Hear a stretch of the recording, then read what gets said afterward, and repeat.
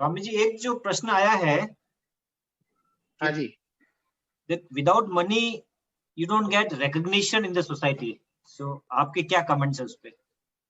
गांधी जी के पास मनी थे इसलिए रिकॉग्निशन मिला। रविशंकर महाराज जिन्होंने चंबल मध्य प्रदेश से पूरी डकैती को पूर्ण किया, सभी को मेन स्ट्रीम सोसाइटी में लाए, उनके पास पैसे थे। नेल्सन मंडेला के पास पैसे थे इसलिए रिकॉग्निशन मिला। अब्राहम लिंकन के पास पैसे थे इसलिए उनको रिकॉग्निशन मिला। प्रमुख स्वामी महाराज के नाम से एक भी बैंक अकाउंट नहीं था, हम सभी संतों के नाम से एक भी बैंक अकाउंट नहीं है। तो प्रमुख स्वामी महाराज को इतना रिकॉग्निशन मिला, वो पैसे की वजह से मिला है। तो देखो,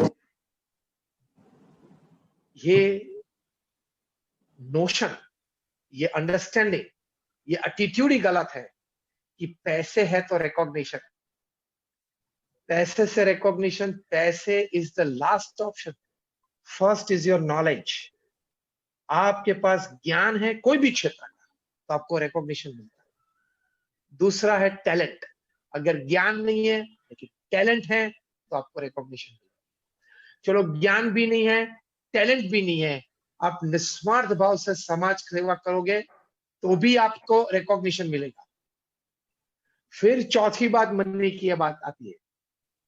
सी, all people have grown big and rich on the base of knowledge. पहली बात नॉलेज की है, सेकंड बात टैलेंट की है, थर्ड बात रिकॉग्निशन के लिए समाज सेवा की है, और चौथी बात आती है मनी की। तो आप टैलेंट, नॉलेज तो डेवलप कर सकते हो, कोई भी क्षेत्र में नॉलेज डेवलप करो, लोगों को आपकी जरूरत पड़ेगी। तो ये नोशन निकाल दो कि only money can bring your recognition. No, absolutely. मुझे भी यही लगता है कि वो जो एक दिमाग में बैठा रहता है कि यार मेरे पास ये नहीं है इसलिए मुझे रिकॉग्निशन नहीं मिल रहा है। सो एक जो हम लोग को जो एक जो ग्रीन कलर का जो चश्मा लगाता है ना, उसको पूरी दुनिया ग्रीन ही दिखती है।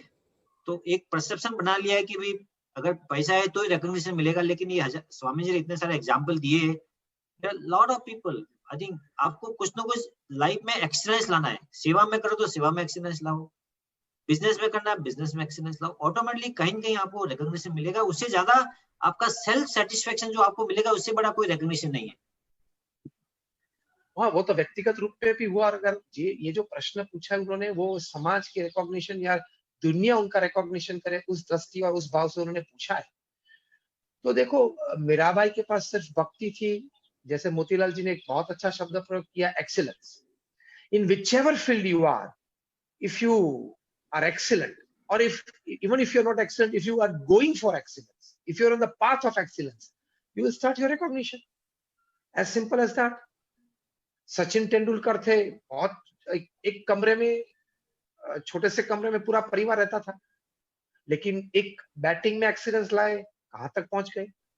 प्रकाश पाडुकोन थे, वो 1980 में ऑल इंग्लैंड बैडमिंटन चैंपियन हुए, बहुत छोटे से परिवार, एक हम्बल परिवार से आए थे, लेकिन अपने क्षेत्र में पुरुषार्थ किया, देखो कहां तक पहुंच गए।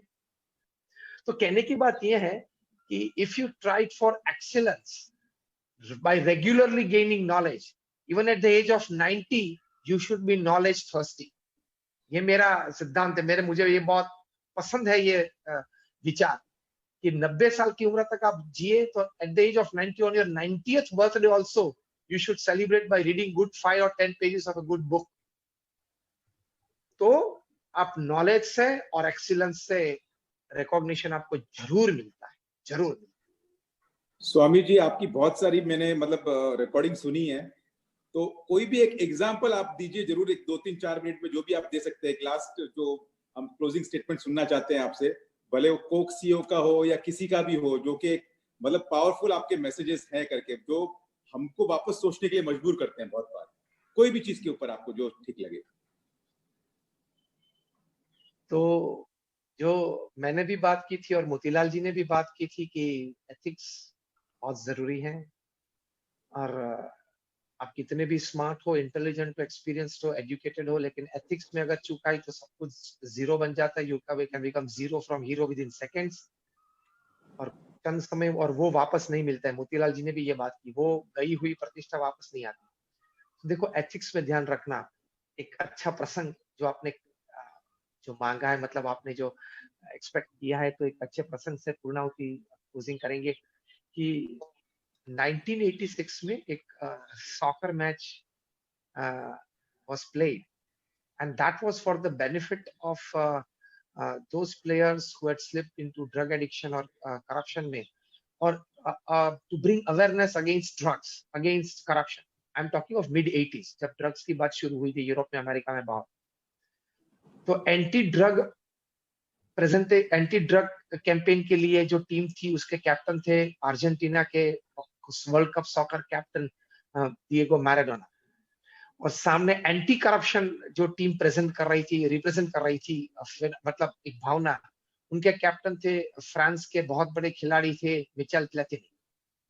तो मैराडोना ने टी शर्ट पे, पूरे सब 10 खिलाड़ी ने टी शर्ट पे लिखा था नो टू ड्रग्स, और प्लेटिनी के सभी खिलाड़ी ने रखा था नो टू करप्शन. ऐसी टी शर्ट्स पहनी थी. वो मैच तो खेला गया, टिकट्स बहुत बिकी थी, पूरा स्टेडियम पैक था, अच्छे पैसे मिले, ठीक है.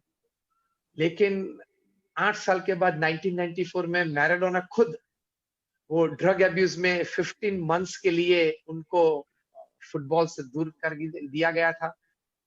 और उसके 15-20 साल के बाद अभी 2015 में मिचेल प्लेटिनी जो यूरोपियन सॉकर के हेड थे उसको एक करप्शन चार्ज में भी आ गए, और उनको भी फुटबॉल से परमानेंट लाइफ टाइम बैन कर दिया गया. तो इन दोनों वर्ल्ड क्लास खिलाड़ी थे और वर्ल्ड रेपुटेशन थी, और नो टू ड्रग्स कैंपेन में और नो टू करप्शन कैंपेन में वही टी शर्ट पहन के लोगों के बीच आके एक बड़ी मैच खेले थे. लेकिन उनके जीवन में ये लोग कंट्रोल नहीं कर पाए ड्रग्स और करप्शन. तो ये कंक्लूडिंग स्टेटमेंट में ये कहना चाहूंगा कि सिर्फ सुपरफिशियली कोई बात जीवन में न रखे, सिद्धांत है वो हृदयस्थ करे, सिद्धांत है वो हृदयस्थ करे. Keep that in your heart and mind always, और स्लिपरी पाथ से बचे. सभी को मेरे प्रणाम, नमस्कार, जय जिनेंद्र, जय स्वामीनारायण.